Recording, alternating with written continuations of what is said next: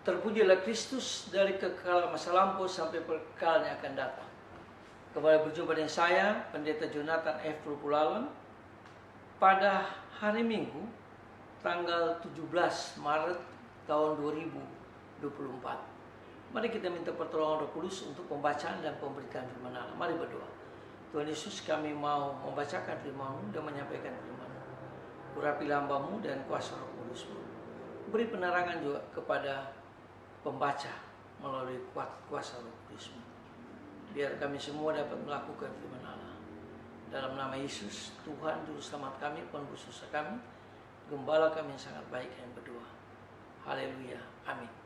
Mari kita baca firman Tuhan yang diambil dari Wahyu pasal 3 ayat 14 sampai ayat 22. Namun saya akan membacakan ayat 15. Firman Tuhan berkata begini: Aku tahu segala pekerjaanmu, engkau tidak dingin dan tidak panas. Alangkah baiknya jika engkau dingin atau panas. Demikianlah firman Tuhan yang berbahagia kita membaca, mendengar, dan melakukan firman Tuhan. Tema kita hari ini adalah hidup tidak panas dan tidak dingin. Nah, saudara-saudara yang saya kasih dalam nama Tuhan Yesus Kristus, kota Laodikia bermasalah dengan mata airnya. Salah satu kota di dekat Laodikia memiliki sumber mata air yang panas yang menakjubkan. Sedangkan kota yang lain memiliki sumber mata air yang dingin dan jernih sekali. Namun, di Laodikia mata airnya suam-suam kukuh. Banyak mengandung mineral yang rasanya seperti belerang. Tidak panas, juga tidak dingin. Sangat tidak menyegarkan. Nah, saudara-saudara yang saya kasih dalam Yesus Kristus, terkait fakta tersebut, perkataan Tuhan Yesus kepada orang-orang percaya di Laodikia di dalam Wahyu pasal 3 sangatlah keras. Tuhan Yesus mengecam mereka yang menjadi tidak dingin dan tidak panas. Itu yang sudah kita baca tadi dalam ayat 15. Ketika Tuhan Yesus memikirkan mereka, Tuhan Yesus merasa seperti ingin muntah. Ayat 16. Sama seperti pengaruh dari air minum mereka. Nah, apakah masalahnya? Tentunya dosa mereka adalah merasa dirinya kaya, berkecukupan, dan tidak membutuhkan Tuhan Yesus. Mereka terlalu angkuh dengan kekayaannya. Mereka serakah dan mereka tidak sadar bahwa itulah pemberian Tuhan Yesus. Nah, orang-orang Laodikia telah menjadi begitu makmur sehingga mereka melupakan betapa mereka sangat memerlukan Tuhan Yesus. Itu dijelaskan dalam ayat yang ke-17. Nah, saudara-saudara yang saya kasih dalam nama Tuhan Kristus, ketika kita berkata bahwa kita memiliki segalanya yang kita butuhkan, tetapi Tuhan Yesus tidak berada di urutan teratas, itu sama seperti kita tidak diberkati Tuhan. Tuhan Yesus sungguh-sungguh terluka kalau kita berprinsip terlalu serakah, merasa kaya dan tidak membutuhkan Tuhan Yesus. Kecukupan diri mengalihkan kita supaya kita mengejar sesuatu yang sungguh-sungguh kita butuhkan, yang hanya dapat diberikan oleh Tuhan kita Yesus Kristus sebenarnya. Tapi kita merasa kita hebat, sehingga apa yang kita lakukan adalah usaha kita. Itu sama seperti kita menjadi orang ateis jika kita tidak mengandalkan Tuhan Yesus. Nah, saudara-saudara yang saya kasih dalam Yesus Kristus, jika kita lebih memperjuangkan materi daripada karakter diri, jika kartu kredit kita semakin bertambah dan kebenaran kita semakin menyusut, jika kita menjadi semakin pintar tetapi tidak bijaksana, kita sedang berbelanja di tempat-tempat yang salah.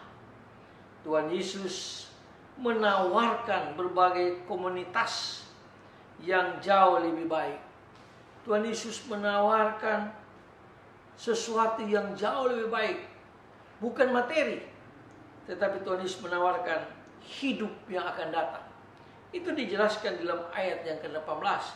dari Wahyu pasal 3. Nah, saudara-saudara yang saya kasih dalam Yesus Kristus, dan akhirnya Tuhan Yesus mengetuk pintu hati kita. Itu pun mengatakan, lihat aku berikan pintu dan mengetuk hatimu. Jika ada orang yang membuka pintu hatinya, maka Tuhan akan mendapatkannya dan akan makan bersama-sama dengan dia. Nah, saudara-saudara, seorang yang sangat kaya raya, yaitu Paskal. Dia seorang ilmuwan yang pintar dan kaya. Dia mengatakan dalam hati manusia ada satu kekosongan. Dan kekosongan itu tidak dapat diisi oleh harta benda sekaya apapun kita. Tidak bisa dibilang.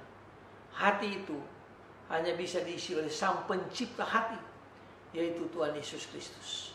Kalau hati kita dimiliki Tuhan Yesus, maka kita akan hidup bahagia. Kita akan hidup sesuai dengan kehendak Tuhan. Tidak dingin, tidak panas, tapi kita hidup bersama dengan Tuhan Yesus. Sekali lagi, Tuhan Yesus mau mengetuk pintu hati kita. Anda bertobat, tinggalkan dosa, dan undang Yesus masuk dalam hati kita. Seperti Paskal. Sesudah dia mengundang Yesus, maka dia hidup bahagia. Dia tenang, dan dia diberkati oleh Tuhan. Saudara-saudara saya kasih dalam Tuhan Kristus, kebutuhan utama manusia bukan harta benda.